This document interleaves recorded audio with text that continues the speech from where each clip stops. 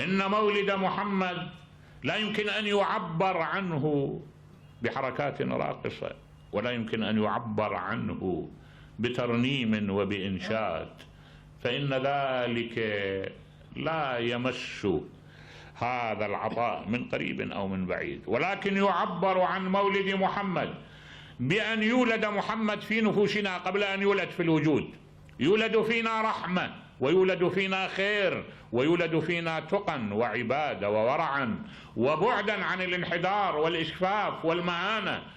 إذا حملنا محمد بين جوانحنا فقد مجدنا مولده، وإذا اكتفينا من محمد ومن مولده بأننا نردد ترديدا أبلها وننشد نشيدا لا يتعدى الغباء في مولد رسول الله صلى الله عليه وآله، فذلك ليس بمدح للنبي أبدا، وما كان يوما من الأيام مدح لرسول الله.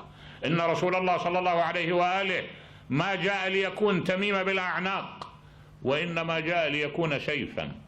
إن رسول الله ما جاء ليكون أنشود على الشفاه، وإنما جاء ليكون روحا نحملها ونصول بها على الدنيا. فأطل علينا بروحك يا رسول الله، واعطنا من عطائك. ونظر الله يوما أطلعك إلى الوجود، سلام عليك يوم ولدت، أما أنك لم تمت فإنك لم تمت، إنك حي على مدى الدنيا، ومثل محمد لا يموت لأنه فكر، وإن الموت أقصر قيد باع بأن يغتال فكرا واعتقادا.